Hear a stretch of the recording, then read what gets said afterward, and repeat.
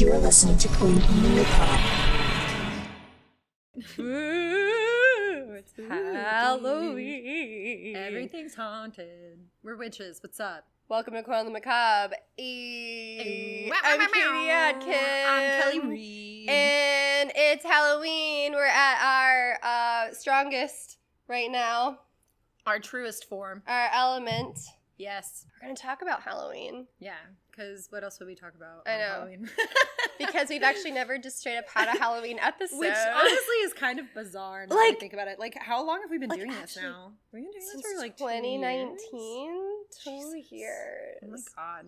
And we Yeah. haven't done a Halloween episode. We haven't done a Halloween episode. We released, failed. We Well, released, usually we're busy because we're doing shit. because it's in our spooky time. season. It's Yeah. our time of the year We're- to shine. Yeah, we're frolicking through graveyards. Yeah, we're like carving pumpkins. We're using Ouija boards, which is actually fact. committing murder. Yeah. Mass murder, Mass usually. murder. Yeah. It's the best kind during Halloween. Yeah. Anyways, I might delete that just in case something happens and I get framed for mass murder. Yeah. Because that would just look bad. Which, oh my god.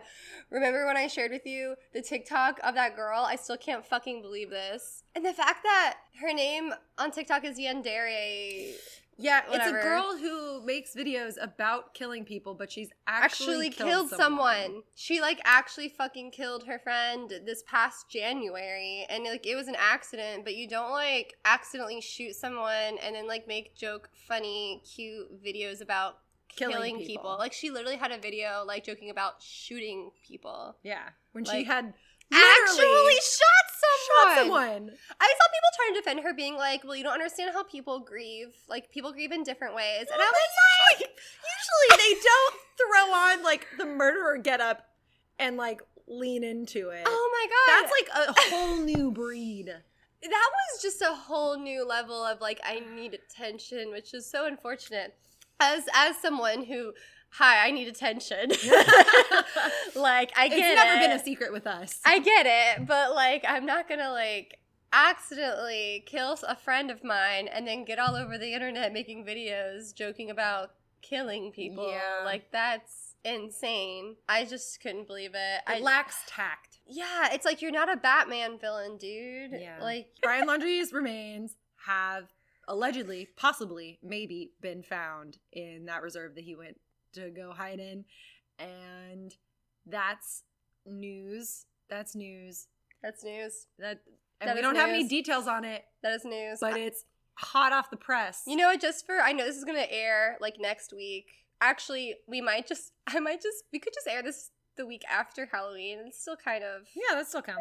fuck it. Anyways, right now I it's, doubt people are literally waiting on Halloween to hear a Halloween episode on Halloween. You know yeah, what I mean? I agree. I feel like Halloween's gonna happen. They're gonna be sad, and then they'll be like, "Oh, but more Halloween." Yeah, exactly. Yeah, That's how I would feel. we're I'd be bringing like, you- we're oh, bring- Halloween's gone. But they brought it back. Revival. We're reviving Halloween for Yes. you. It is as of right now, as we're talking, it is literally October 20th. Welcome back to Halloween. You won't hear us until like November 8th or something. So Still counts. or like November 4th. The colors are the same-ish.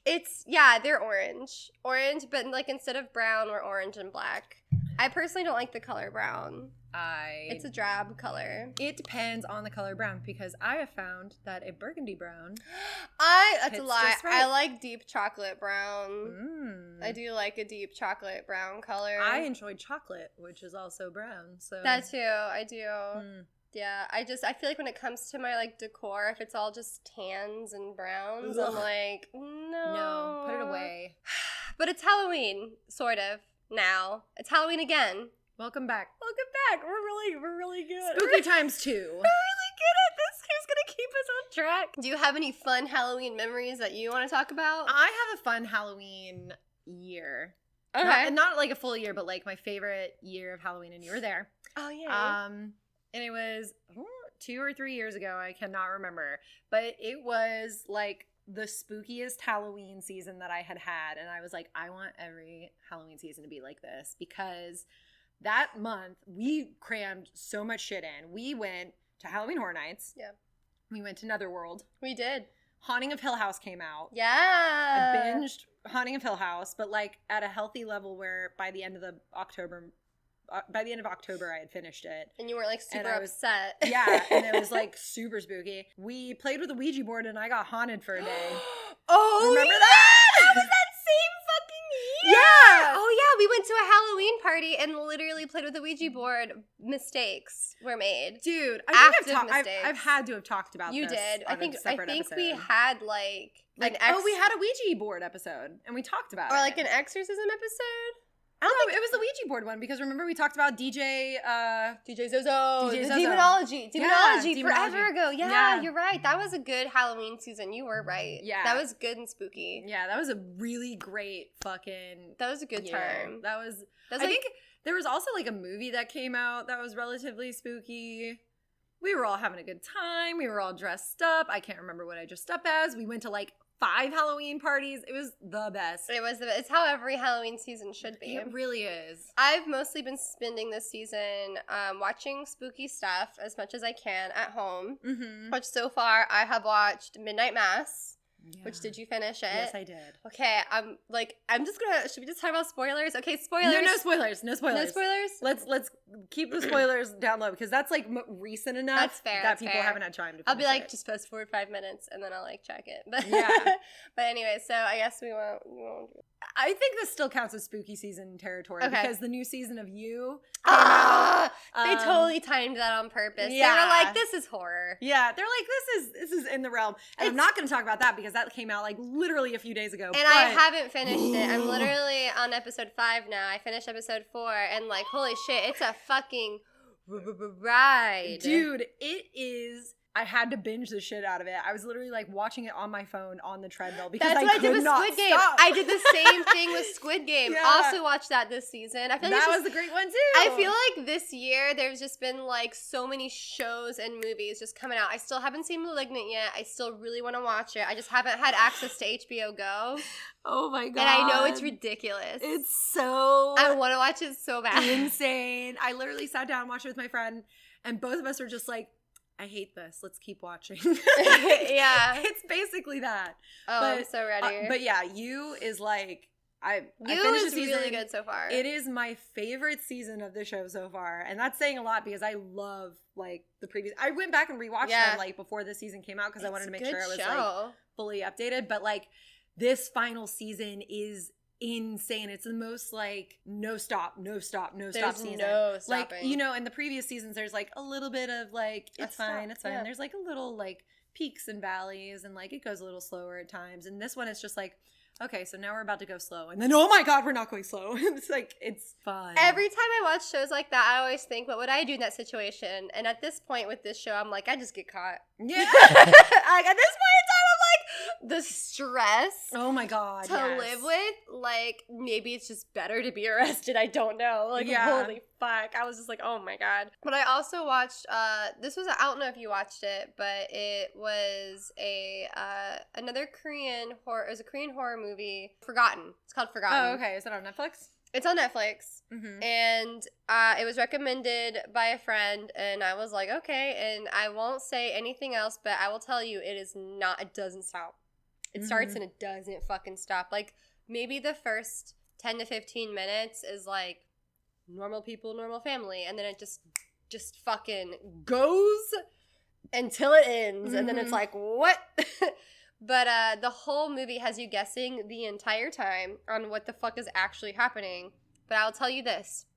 It's about a guy who's 21, moves to a new house with his family. His brother goes out one night, comes back, and is very different. His brother seems like he's a different person. He just seems really different.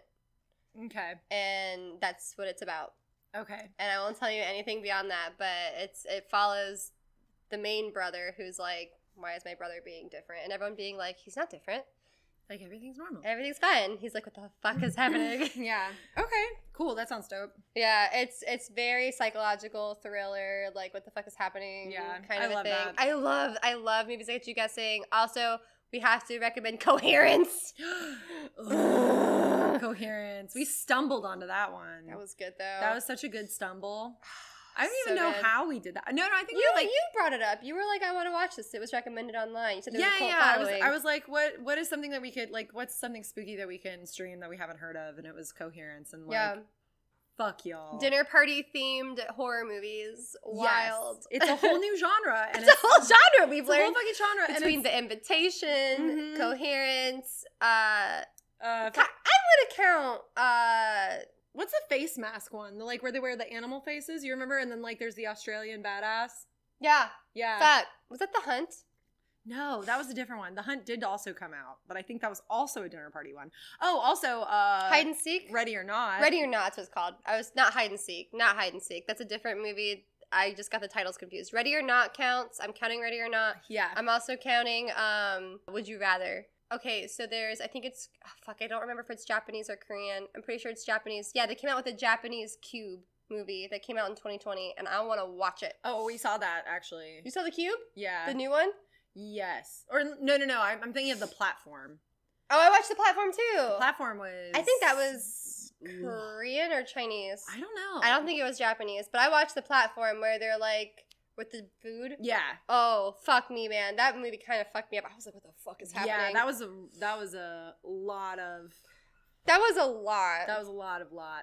Yeah. A lot. I was Yeah. like, oh my gosh. That one was really unique, actually. It was very different.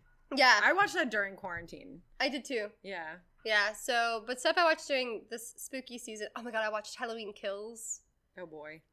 It was so bad. Okay, so is It that was like so bad. it's a sequel to Halloween, right? Oh yeah, all of the Halloween movies are a sequel to Yeah. Halloween. But basically, Halloween Kills is supposed to be set today. The main characters are the police officers from the original movie who went after Michael Myers.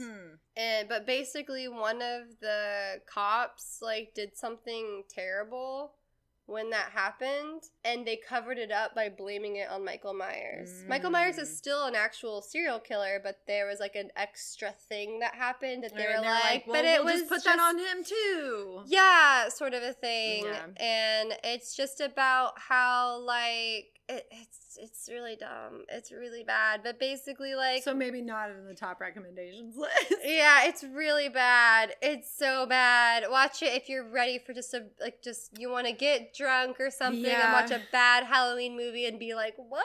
That would be my recommendation for Malignant. Like that's, yeah. but also don't eat a lot of food. Don't eat a lot of food. You'll Don't eat a vomit. lot of food Malignant. beforehand. Oh, Malignant's gory, right? Yeah. Yeah, okay. Yeah. I heard it was gory. Yeah. Halloween, weirdly enough, not gory. So here's the thing. Which This is is my fun fact strange. about Halloween because I've been watching the movies that made us on Netflix and I fucking love that Is show. it about the William Shatner mask? No, but also Okay. that part's amazing. But they did that movie without using any blood. Like there's no blood throughout the entire movie. You know what? You're right. Yeah. And Because the guy who made it was like, I don't like blood. You can't put blood in it. And They're like, it's a slasher it's, film. it's a slasher movie. Like he's a serial killer and he's like, don't care, no blood. This isn't Evil Dead, goddammit. Yeah, and they were just like, okay. But like it opened the door because literally that's how Friday the 13th happened, was because they saw Halloween and they're like, we could do that. Like they're just looking for Yeah. easy money. It was literally just these guys who were like, we can make like quick buck off of this shit. So I will say Halloween actively has more plot than Friday the fucking 13th. Well, that's because they put like zero effort into it, and they're just like, It you know, shows. it'll make like a cup. They'll make like a profit on it because it's like what people want to see. But like, Friday the 13th almost makes me angry, like actually, because like I had that original movie. It was just given to me as a kid. I don't know who the fuck gave it to me as a kid, but I always had the DVD, and I was always too scared to watch it because baby me was really scared of horror movies. So I waited until college, and I was like, I've had this DVD for fucking ever. Like, I'm Mhm. gonna watch it. And it was the original Friday the 13th. Mhm. And I was like, this movie's terrible. yeah, Has no plot. The entire movie is just kids getting killed for no reason. for having sex. Not even. Like, maybe a couple of Yeah. them did, but for the most part, they were camp counselors opening up, like, getting the camp ready to open up for the next week for the Mhm. kids. So there's no kids there yet. It's just the counselors. Yeah, How many different ways can we show people dying? yeah. And I mean, that's kind of the premise. And, like, no part of it to me was, like, actually scary or anything. I guess if I've never seen a slasher movie in my life, it would be scary. The only part that scared me, to be quite honest, that, like, got me even in a jump scare scenario was the very last frame of the movie. Yeah. Which they also talk about. Yeah. Because it took them forever to come up with that ending. Yeah, because they had no plot. Yeah. They were just like, how are we going to fucking end this? Which also... Another one that has, like, a super fun story behind it. Nightmare on Elm Street. So they cut, like, 8 different endings because the director and the producer, writer, whatever, could not fucking decide. They could not agree on which one they wanted. God. So that, like, when Freddy, like, reaches through the glass and, like, pulls the woman inside. They used a dummy for it, and they were like, this looks awful. We can never show this to anyone. And the guy who edited it brought it to, like, show, like, Warner Brothers or whatever, the studio, and his, like, assistant had put that ending at the end, forgot, like... It was a bad ending. Yeah, they, like... Forgot it was the shit ending. Well, because they were given, like, 8 endings, and they're like, which one do you want? And they were like, this one. And it was, like, a vague enough description that she picked the wrong one. And so she played it for them. And the people who were, like, the production company was like, love it. We love it. We love it. It's so good. And they were just like, no. The disconnection that, like, producers and, like, just people in Hollywood have with what people like is insane to me most of the time. Like, quite honestly, it really cracks me up. I don't know if it's even, like, what do people like? It's what do people want to consume currently? Yeah, no, that makes sense. Well, right now, that's why I think horror is going through such a huge renaissance right now, is because people want to see how other people's lives are worse than theirs. Yeah. Yeah. But also, like, there's a lot of social commentary in a lot of today's horror, and that's very relevant and relatable to people. So I feel like it's, like, two sides to a coin. I feel like there's an escapism part, like, almost watch other people's life be worse than theirs. And I feel like there's another where it's just, like, they relate to it, or, like, what would I do in that situation, or I feel like this could happen to me, or, like, for a huge example, I think, like, Squid Game is such a huge fucking thing, and I think the reason why Squid Game is big right now, and maybe Alice in Borderland wasn't last year. Well, Alice in Borderland's actually, I'm not going to compare the two, simply because one is social commentary, and one is a fantasy world. Yeah. The social commentary of Squid Game, people are so desperate for money that they might as well not be alive. Yeah. Like, you literally are better off dead than existing in your life with all of your debt. Yeah. And that's a tragedy in and of itself. And it's the fact that there's people who will watch that and be like, I probably would have gone. I probably would have done this. Yeah. Like, what the fuck do I have to lose? And it's just, like, such a strong, awful message that, like, just shows the desperation. It's up there with Parasite when it comes to commenting on, like, the state of society and economy in Korea. Yeah. But the fact that people in America can also relate to it, it's, like, it's just huge. Mm-hmm. Alice in Borderland, I think the reason why it didn't get as big as it did is because it was too fantasy. It's really good, and I still highly recommend it. Especially I've been watching it. Especially if you love death games. Yeah. But I think it's not hitting home for people. Yeah. It's not relatable enough. Like, they don't know why they're there. Squid Game, you know exactly why you're there. Yeah. And that's, I think, the main difference. Because I was trying to figure it out. I was like, people fucking love Squid Game. Why didn't they like Alice in Borderland? They're both death games. I think they're both good. I will say, after watching a lot of Alice in Borderland, there are also there's aspects of it that are, like, grandiose, you know? Yeah, like, yeah, they're much bigger. Yeah, like, it's like a little too much, like you were saying, to relate to, where you're just like, well, that's way out of left field and, like, a little bit campy at times. Whereas, like, Squid Game, a little anime-ish, you know? Yeah, it's definitely like, if you consume anime, you will love this show. It's based off a manga. That makes sense. Yeah. That being said, if you love death game genre like I do, fucking watch it. It's good. I watch it. I don't know why I'm like this, but I'm like, yes, put everyone in a ring, make them play games and die. Do it. Like, I don't know why. Welcome to our TV review show. Anyways, Halloween. You're gonna go back and listen to this and be like, gold. So, I'm gonna do my best to make this fucking brief, my guy. brief history of Halloween. Let's fucking go. So, Halloween, the way we celebrate it today, well, you can thank Irish people for that. But it's also influenced by a lot of things, mostly Irish people. But we'll get there. And I also arguably say Mexicans as well. I will fucking say that. I think the reason why skeletons are as big as a symbol as they are is because of Day of the Dead. Yeah. Because skeletons is like just the biggest fucking thing. And I also have a brief history of Day of the Dead and how it's just not Halloween. It's just something fucking different. Yeah, it's very different. It doesn't even take place on October 31st. It's just a separate celebration. But anyways, we're going to go back to Halloween, which is October 31st. This is Halloween. This is Halloween.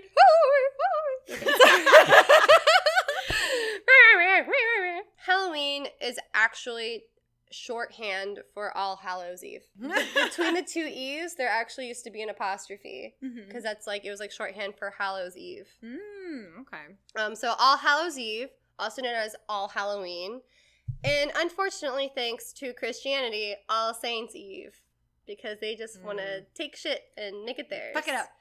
Sorry, I said it. I know we say that a lot, but it's. Look at history, man. It's true. And they rewrote everything to the point to where we don't even know real Norse mythology. And that's just sad. It's sad. It is. It's like, take away our fucking history. Oh my God. And just rewrite it to what you want. Yeah. Absolute assholes. So, Halloween, man. So, Yule became Christmas. Halloween is a little similar with All Saints Day, except that luckily they didn't actually overtake the entire holiday. We still have bits and pieces of it that all the goth babies rose up and were just has nothing to do with it. Fucking not. Yeah, 1980 Wiccans were like, no. No. Many consider the roots of Halloween to originate from Samhain, which Samhain is not spelled how it sounds. I forever thought it was Samhain or Samhain. So if you see a word that's Samhain, just know it's pronounced Samhain. It's a Gaelic festival marking the end of the harvest and the beginning of the darker half of the year. Samhain has many pagan roots. We fucking know that. The Christians showed up and were like, we need you to assimilate into us, so we're taking all of your holidays and we're making them our holidays. The first time the Christians did this was in the 5th century. One of their popes was like, yeah, All Saints Day, which, by the way, what All Saints Day is, it's just a day where, so saints typically have a feast day. There's a day of the year where you celebrate a very specific saint with a little feast, and you do a little thing that they like, and you're like, cool. It's kind of like appeasing gods. Think of it like that, or just worshiping different gods on different god days. Only they're way less interesting than Greek mythology. Yeah. But we won't go there. We won't go there. I mean, maybe they were at the time. Maybe they had different stories. I don't fucking know. To make them more interesting. I don't know. They're like, no, ours are cool too. They mostly control people with fear, not intriguing stories, but that's fine. All Saints Day is all the other saints. They're like, oh yeah, this day, there's all those other saints that don't have their own day. Well, this is the day we just celebrate all of those at once. They took that into a 3-day celebration with All Saints Eve, All Saints Day, and All Souls Day. So it's October 31st, November 1st, November 2nd. Because Samhain originally was a 3-day celebration. So they were like, how do we make this work for us? 5th century, Pope Boniface was like, yeah. And then another pope was like, no, we're going to move it. We're going to move it back to May 13th. We like spring. And then in the 9th century, a few centuries later, Pope Gregory was like, no. October 31st was good. We actually like that one, and we're going to pick that one instead. The other one's too close to Easter.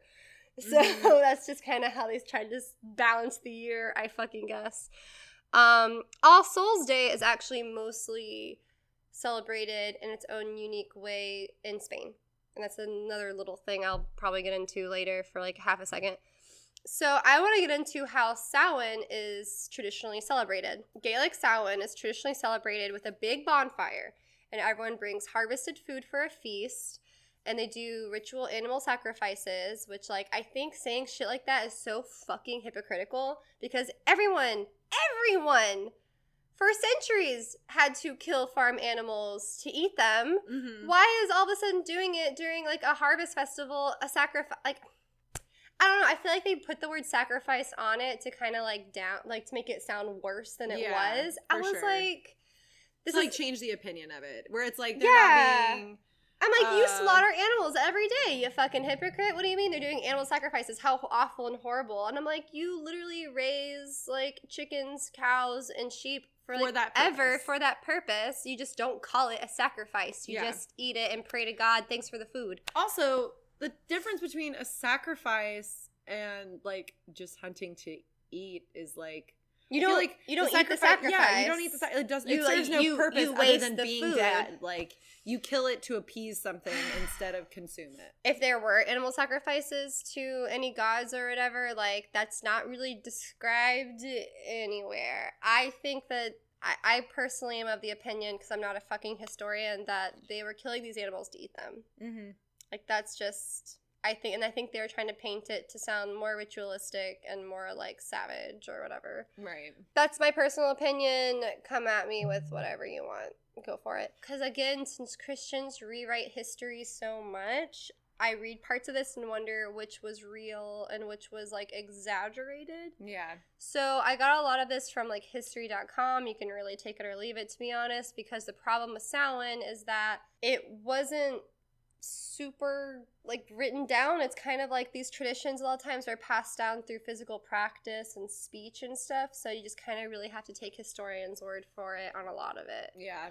And what we learned with Norse mythology is like it could just be straight up inaccurate. Yeah. 2,000 years really for Samhain, maybe 3, but more closer to 2. You dress up in costumes using animal heads and skins, and you tell stories around the fire. You have fun, and you also can try to tell each other's fortunes. That was a thing that was practiced and still is. The barrier of the physical world and the spiritual world are broken, and that spirits can enter and come back freely. The way you light the please. The way you light the bonfire is with a wheel and friction. The wheel represents the sun, and you're supposed to take a little bit of the bonfire flame back home to relight your hearth.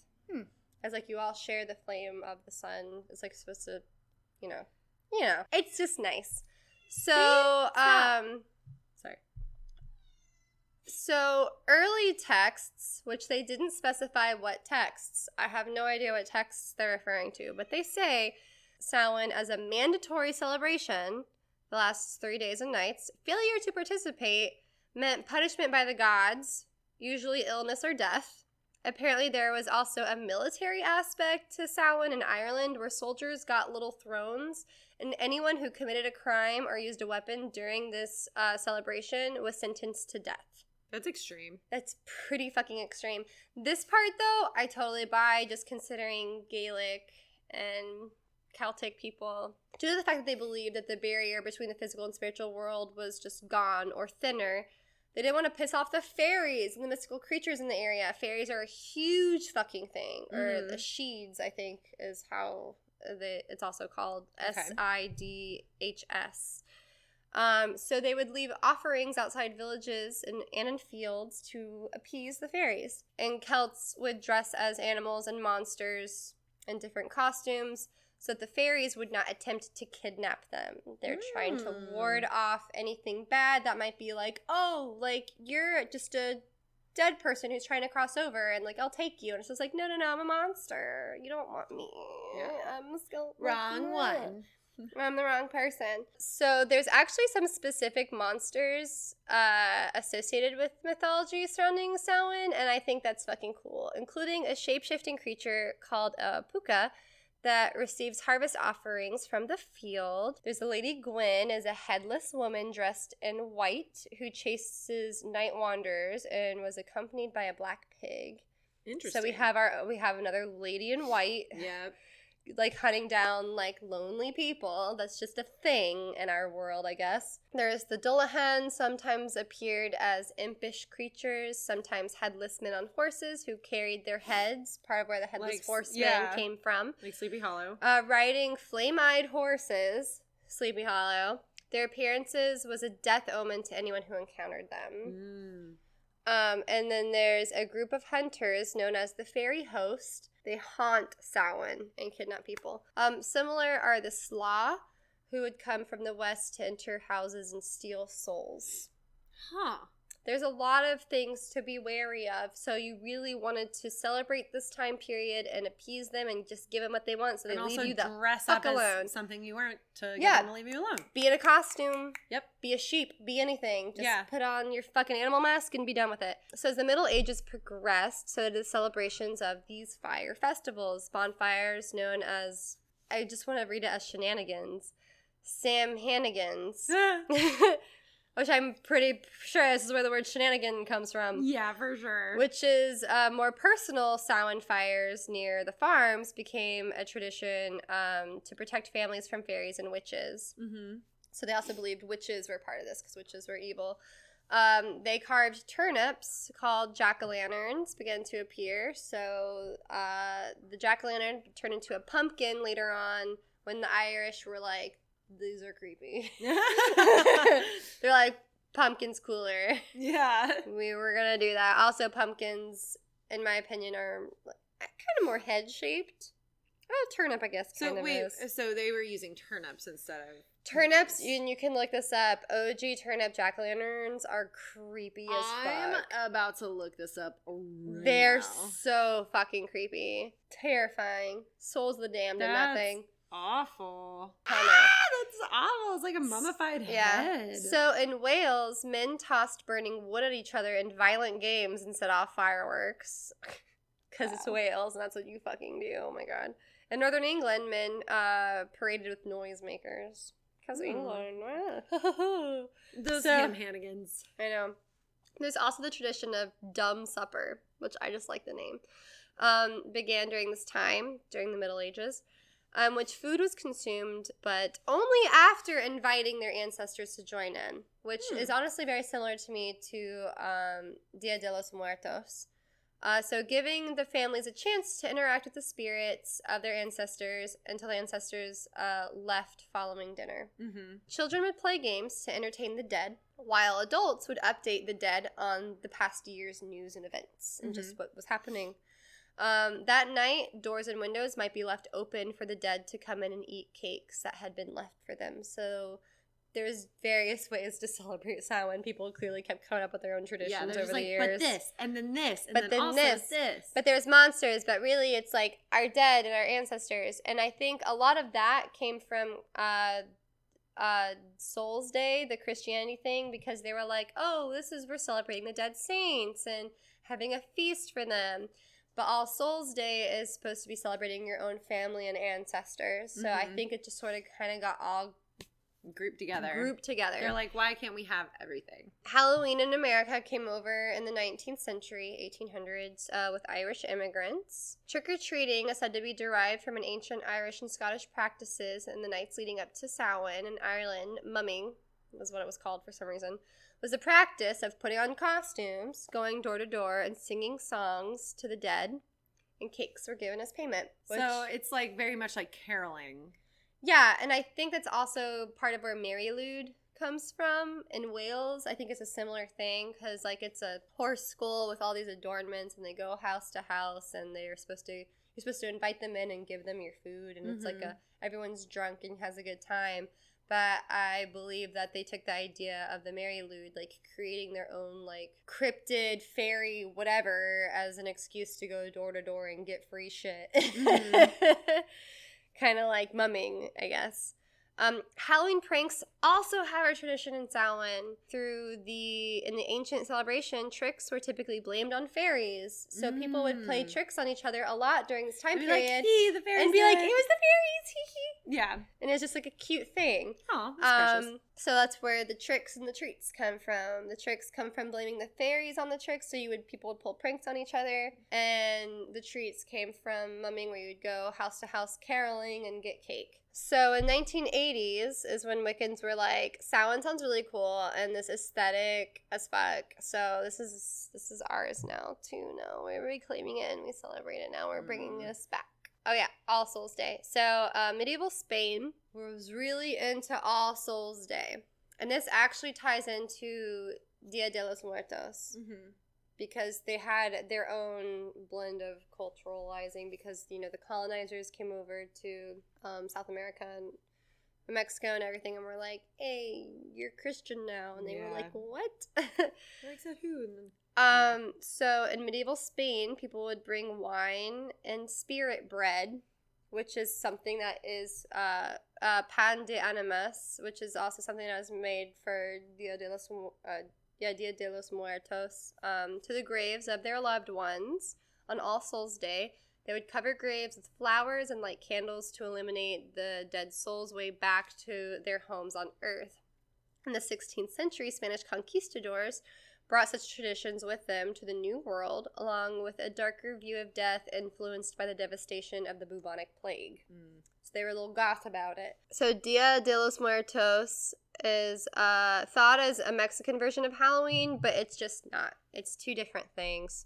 The roots of Day of the Dead celebrated today go back 3,000 years ago to the rituals honoring the dead in pre-Columbian Mesoamerica. The Aztecs and other Nahua people living in what is now central Mexico held a cyclical view of the universe and saw death as an integral, ever-present part of life. Upon dying, a person was believed to travel to... Fuck me up, fam. I did not look up the pronunciations. Chicunamitlan. No. Travel to a place, land of the dead. Only after getting through 9 challenging levels, a journey of several years, could the person's soul finally reach Mictlan, the final resting place. Rituals honoring the dead, traditionally held in August. Family members provided food, water, and tools to aid the deceased in this difficult journey. This inspired the contemporary Day of the Dead practice, in which people leave food or offerings to their loved ones' graves or set them out on makeshift altars called ofrendas in their homes, which is like they have all the pictures of their dead and like descending order of ancestry with the food and flowers and everything. On the Day of the Dead, it is believed that the border between the spirit world and the real world dissolve. And that they cross over in the same fucking thing as Samhain. So during this brief period, the souls of the dead awaken and return to the living world to feast, drink, dance, and play music with their loved ones. In turn, they just have a big fucking party. The most prominent symbols of the dead: calacas, skeletons, and calaveras, skulls. In the early 20th century, the printer and cartoonist Jose Guadalupe Posada incorporated skeletal figures in his art, mocking politicians and commenting on revolutionary politics. His most well-known work is La Calavera Catrina, or Elegant Skull, features a female skeleton adorned with makeup and dressed in fancy clothes. And that's where we get the sugar skull look. Right. This is from this cartoonist. In 1910, the 1910 etching was intended as a statement about Mexicans adopting European fashions over their own heritage and traditions. La Calavera Catrina was then adopted as one of the most recognizable Day of the Dead icons.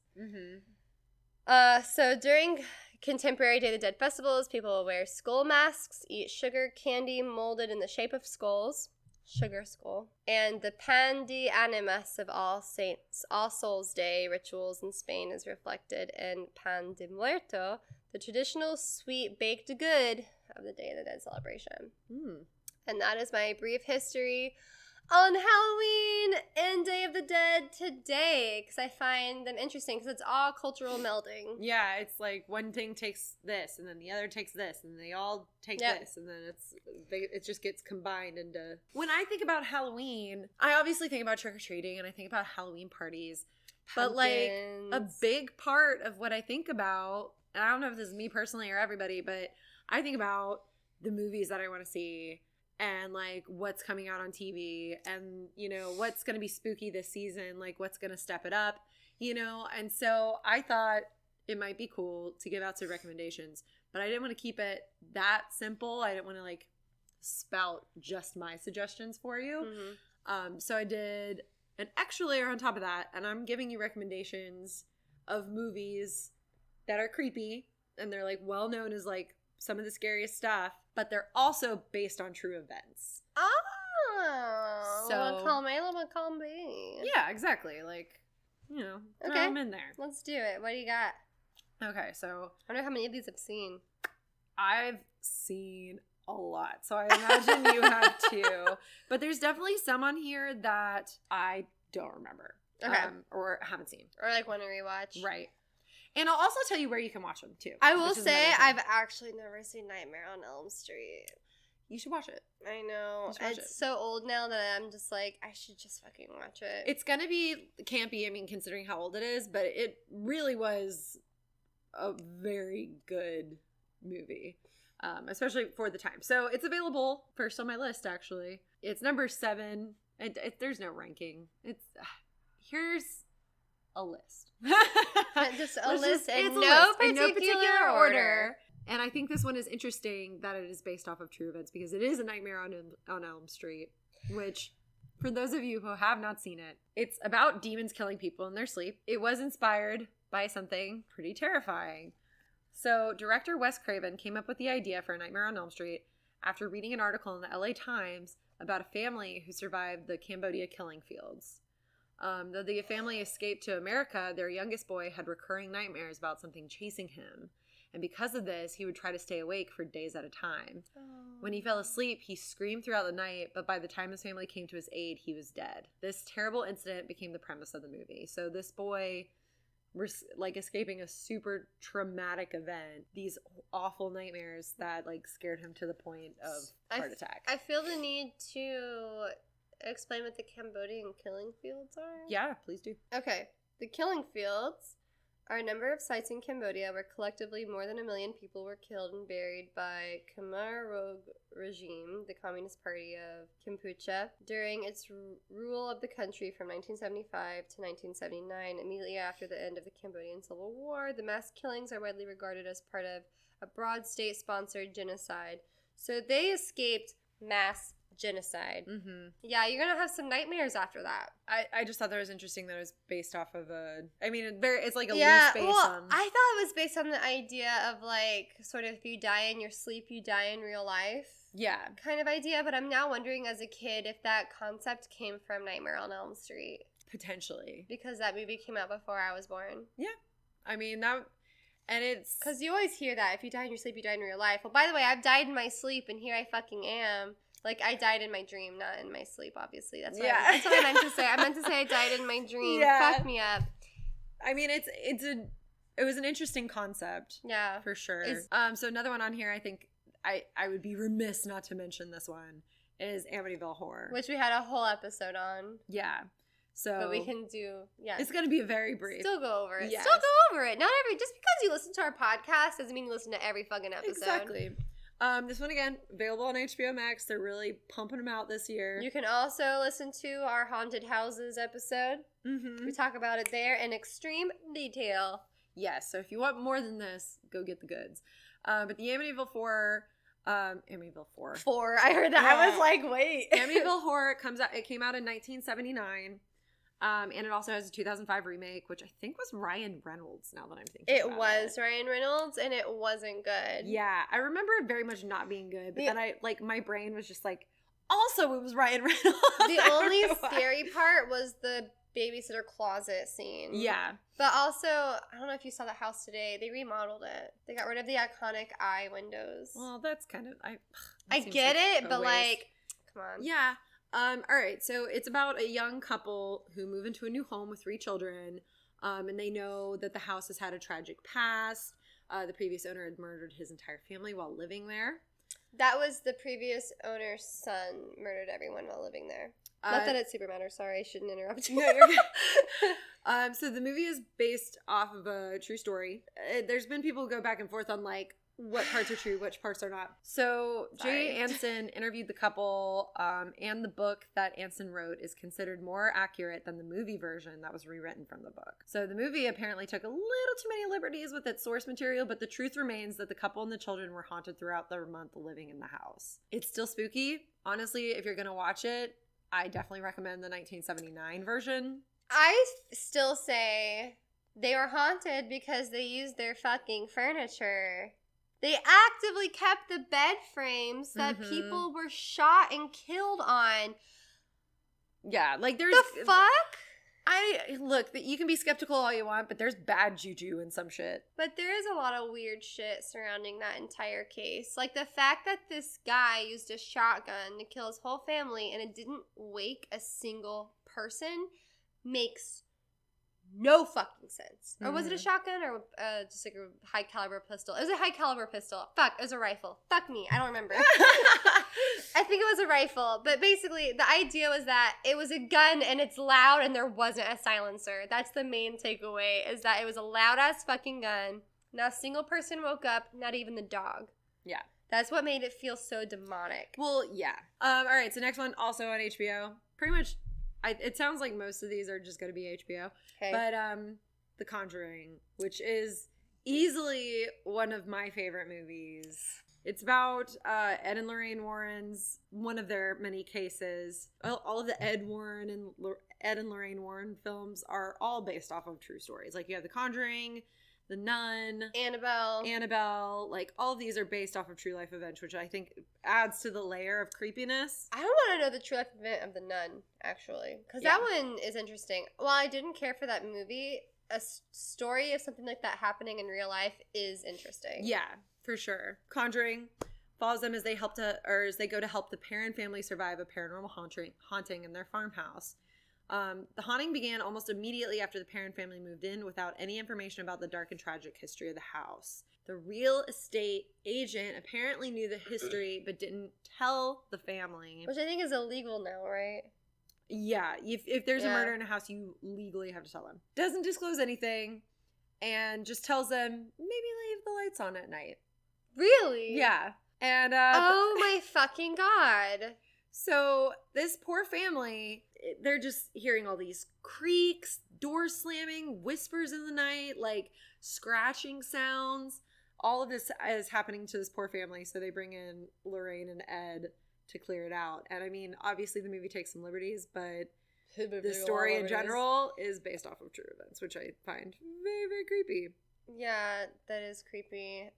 Man, I have a new friend that I've made who I learned sleeps with earplugs every night because they just hear their name being whispered all night, every night, and they've heard this almost their whole lives. Mm-hmm. And it doesn't matter where she goes. It's every night. You get used to it, I guess? I mean, I guess after a certain point you realize it's not going to hurt you. It doesn't feel threatening. And it just becomes annoying. Yeah. But like, fuck me, dude. Okay, this next one is another one of my close favorites. Okay. It is called Possession. Did you ever see that? No, actually.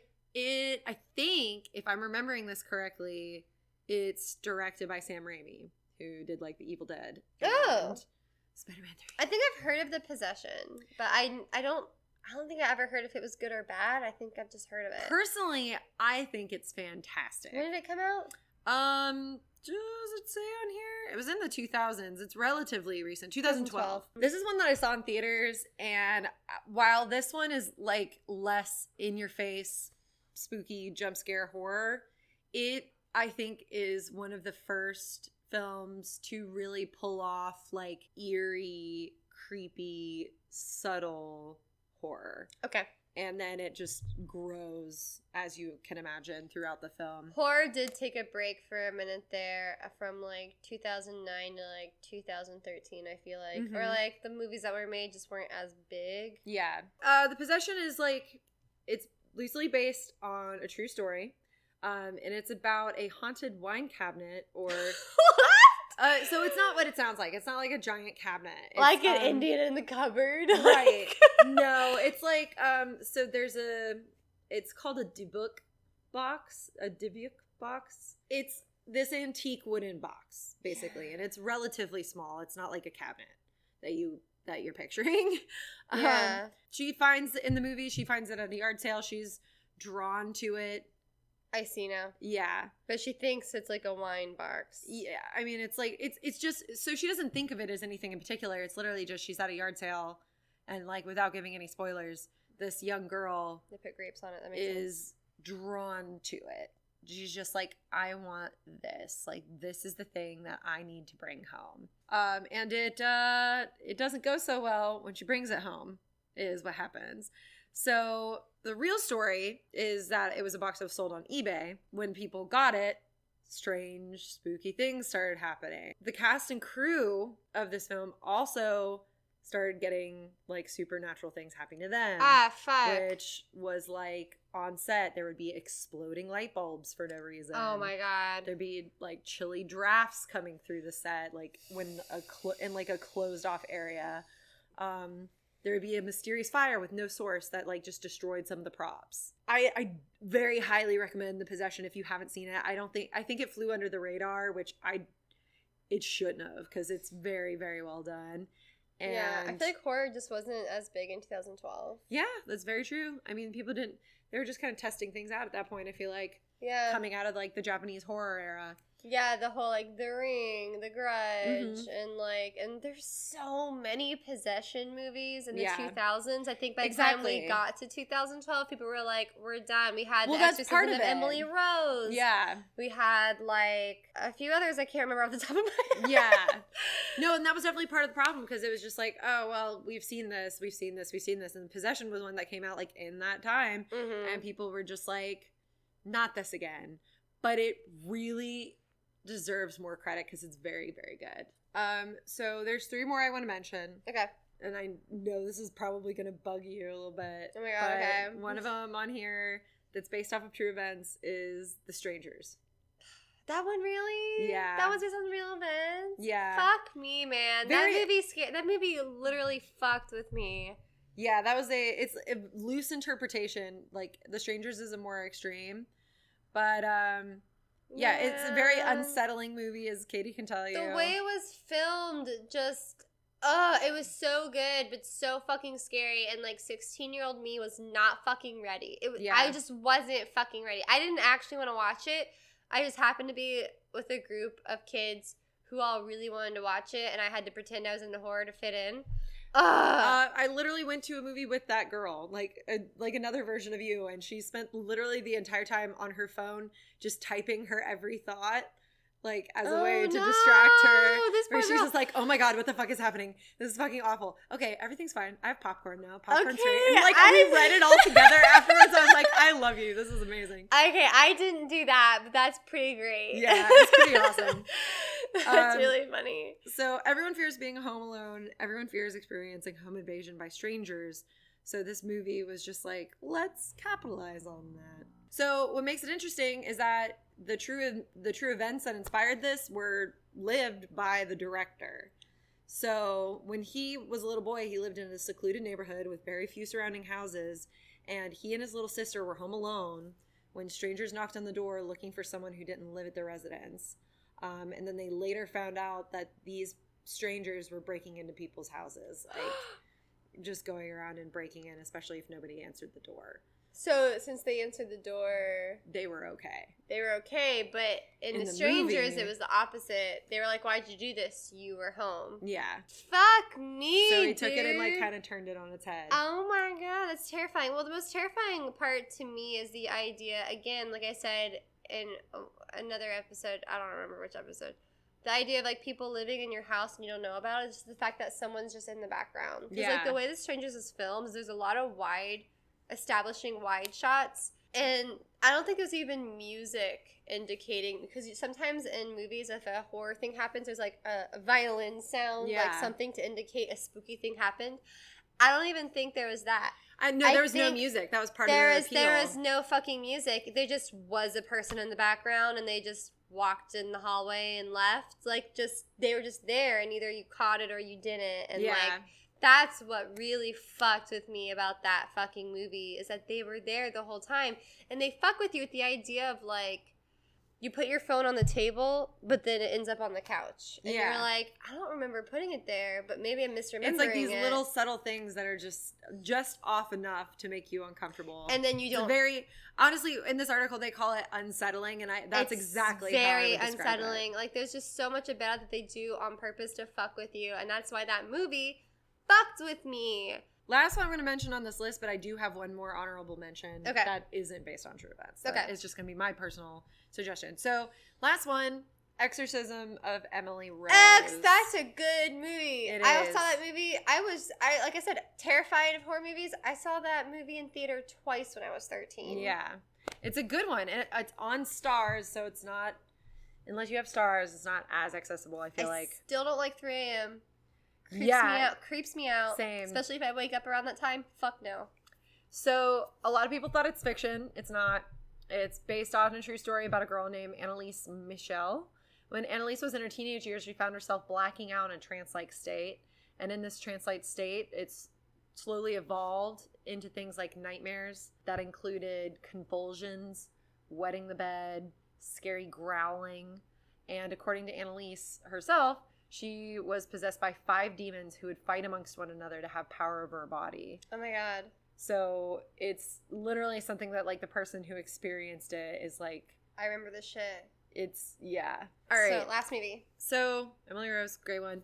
Go see it.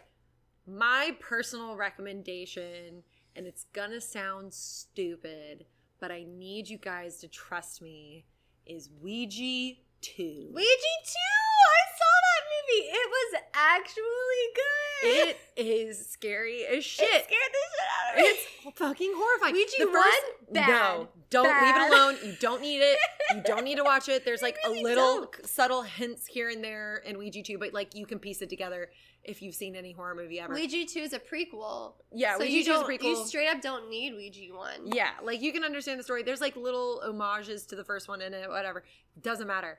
Ouija 2 is scary as shit. And the thing that makes it so terrifying is there's 2 different things happening in almost every scene where when I say that, I mean what you're watching in focus, that's like the main story, and then what the fuck is going on in the fucking background, which is just a lot.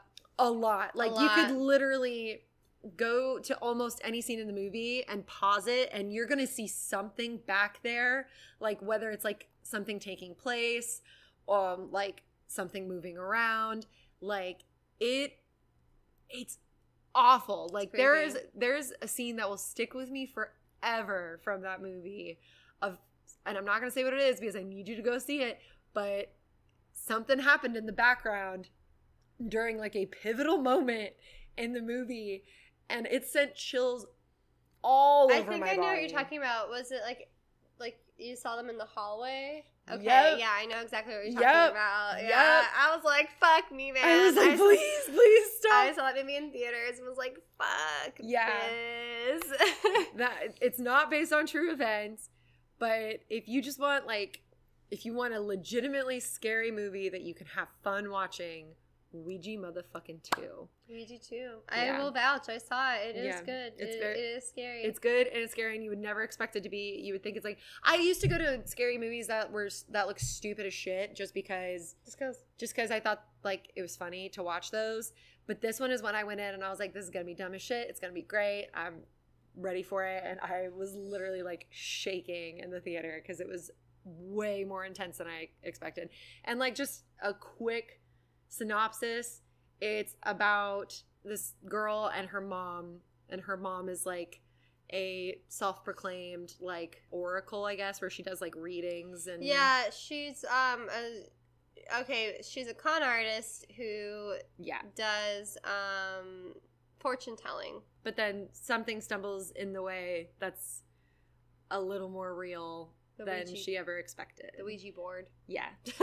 In case it wasn't in the movie. No. Yeah, I mean, it's called Ouija 2. It is about a Ouija board. She gets the Ouija board to help her con with people. Yes. It's all supposed to be a ploy. Turns out, not so much. So, those are my recommendations / little true story. Did you realize those are all haunting possession movies? No. They're all demon related. Even Nightmare on Elm Street is technically demon related. Yeah. Every single one. Yeah. I mean, I guess it's like a deep-rooted fear, and it's also something that like people claim to have experienced multiple times. I know so many people. Except for strangers. Except for strangers. You're right. That one is just normal ass people. You are absolutely right. That one is not demon, but most of them seem to be demon possession, which is terrifying. Yes. So I feel like I keep making friends and meeting people who were like, my house was haunted growing up. I was haunted growing up. I was like not possessed, but had like sleepwalking issues like I did. Which that's my one thing. That's my one creepy child thing was I still can't get over how I had sleepwalking issues and then they just went away. If I ever had a child that sleepwalked, I would lock them in a box when they went to sleep and be like, stay in there. Terrifying. Like, actually, though, like, oh my God. I mean, fuck me, dude. I made a friend recently who, well, not made a friend. I knew him. I just didn't know he also had weird experiences where he was like, my house was totally haunted growing up. And I was like, really? And he was like, yeah. Almost subtle, though, but it was, like, really creepy and, like, upsetting. But basically, it was the same scenario that I had where it was like, I didn't know I could go to sleep not scared. So I was obsessed with sleeping over at friends' houses. And I was always uncomfortable being alone as a kid. And I liked being alone if I was outside. But I didn't like being alone in my house. I didn't really attribute it to my house. I just attributed it to being a kid not liking being alone. Yeah. It wasn't until I got older to where I was like, I would randomly get scared in my own room. Which was weird. Like, I'd be fine and whatever, and all of a sudden I'd be like, something's wrong, something's off, something's watching me. Like, I would just get, like, really freaked out, which is not a feeling I've had since I've left that house. And I went back and lived at that house for 3 months in 2018, and I got that feeling again. It was better since I had cats. They didn't help because they would stare at shit and, like, get alarmed at things and be like, what? And, like, oh my fucking God, that was a struggle. It just didn't occur to me that, like, my house growing up might have been haunted. Like, I just, for some reason, that thought didn't super cross my mind. Well, it's probably a good thing because if it had, then you could have freaked out and caused more things to happen. Yeah, but for the most part, I just kept thinking, like, I was just a scaredy cat. And that's part of why I avoid horror movies, is because I was already scared all the time. And then I went to college and was like, oh, I'm fine. Yeah. Because everything's a sleepover and nothing's scary. Yeah. And it's just so weird. But, like, the weird sleepwalking thing, my friend told me that he had the same issue growing up, and it was really weird and creepy. And he literally had dreams of possession. And I was like, I had a dream of possession. Wow. I've never met anyone else who also had dream of possession. His was more recurring. But I had this one, like, dream of possession that felt so real. I thought I was going to die in the dream. It was super scary. I never had it again. I only ever had it the one time. But I remember it so well because at the time it felt so real and so weird. And, like, I remember waking up feeling, like, strange. Yeah. I was like, well, that was weird. Yeah. And I had never met anyone else who also had dreams of being possessed. And also had, like, weird sleepwalking issues at night and stuff like that. And I'm like, this just freaks me the fuck out. I hate it. I hate it so much. Well, that's why they make so many movies about it. Oh, my God, I know. And the fucked up part is my extreme attachment to my childhood home. That makes no sense now that I look back on it. When I was, like, 18 and my family was like, yeah, we're going to get rid of the house, I was all of a sudden like, no, you can't. I didn't even want to stay there myself. Yeah. Why was I so fucking attached to this fucking house? It didn't make sense. And now I'm like, well, now I feel bad for making you keep this house you didn't want. Yeah. Like, it's been remodeled to absolute shit at this point, but it's just weird. Yeah. It's just weird. I don't know. I'll never understand it. So strange phenomena. That's my little, like, was my house haunted growing up? Was I possessed? I don't know. Maybe. Probably not. It's just a weird coincidence. We'll never know. We'll never know. But, yeah, that's our Halloween episode. Thank you for joining. I say the only haunting you had was the weird. You're watching Chilling Adventures of Sabrina? Yeah, that one fucked me up. That one fucked me up real bad. I started crying. That is the only time I've ever, as an adult, cried out of fear. Yeah? Yeah. That was bad. That was bad. I remember it. You were, like, really freaked out. Well, yeah, I was shook. I was real fucking shook. Like, yeah. I thought, like, some crazy shit was about to go down. I mean, none of that is helped by, like, watching The Haunting and, you know, seeing all the scary shit. Basically, Kelly was watching the Chilling Adventures of Sabrina and then heard growling. No. So no, that was not what it was? So during the Ouija board experience that we had at the Halloween party the night before, It was the night before the Ouija? I thought it was the No, day it was the day after. So like, Oh, but what okay. happened? So during the Ouija experience, Okay. there was a certain point, and I just like got this like, I don't know. I guess it was like a feeling or a tingle or something that was just like, hey, hey, maybe stop. And like, Yeah. I was the one. If you remember, I was the one that was like, I think we need to stop. Like something is telling me this is where we end it. And so we ended it, and it was fine, and everybody went home, and we didn't really talk about it ever again. It was just like, oh, Yeah. okay, this was like a fun Halloween thing that we did. And then the next day, I'm not freaked out. I'm not in any particular sort of like mindset that's like, if anything, I'm having like the best Halloween season of my life. And so I'm like, this is great. I love this. I'm eating this up. I'm at the house alone.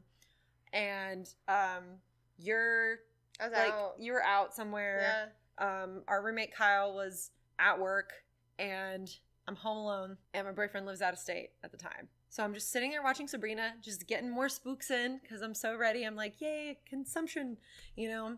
It's the middle of the fucking day. Yeah, it was And broad daylight, too. It's broad daylight. There's only one animal in this house at this point. Cat.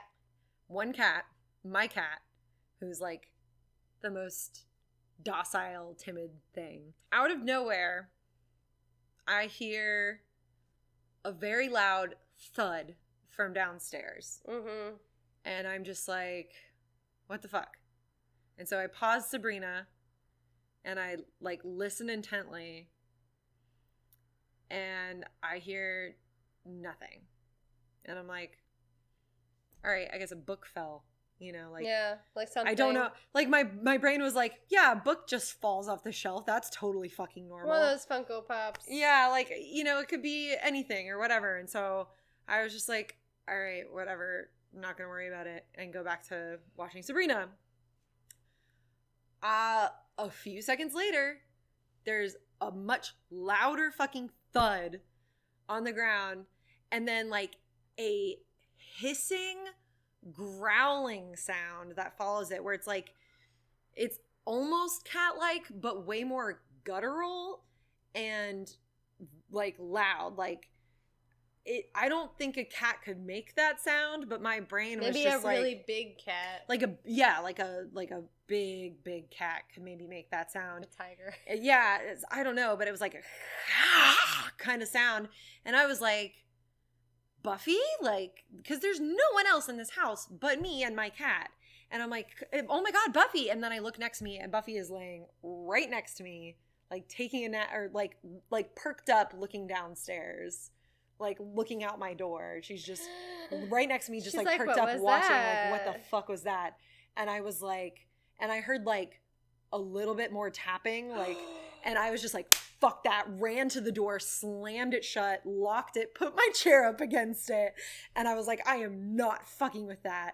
And I called, I think I called Kyle first, because I knew he was Like, closest. Are you coming home? Are you coming Yeah, home? I was like, are you off work? You need to come home. Like, I don't know what the fuck is going on. Something's in the house. I don't know what's happening. And then he was like, I don't know. I'll be there in like 40 minutes. And I was like, that's not good enough. He was like, you're being stupid. I'm like, fuck you. I've seen enough of this bullshit on TV to know what the fuck happens next. And then I called my boyfriend. I'm like, literally sobbing at this point because I'm by myself trapped in this house, and I'm like, something is fucking here. And like, he calmed me down enough, and I like turned off Sabrina. I was like, I can't watch demon shit. Apparently it's pissed off that I'm watching demon shit, because it was literally like the episode where she met the devil. Oh no. And I'm just like, no, gotta turn it off. Can't watch the show anymore. I'm done. I'll watch something else. I think I turned on like Bob's Burgers, and we still don't know what it was, because when Kyle got home, he was like, nothing's down there. And I was like, what do you mean nothing's down there? Like, something had to have fallen or something. And like, I went down, since like now I'm not in the house alone. I go down there. Everything is in perfect condition. Nothing has moved. Nothing has been touched. Nothing is on the ground. There's not a book. There's not a figure. There's not anything from the kitchen. Like, literally nothing has moved. And I'm like, there is no fucking way that you can explain this away to me, because it was literally a sound that came directly from the bottom of the stairs. Well, So we're gonna wrap this up though.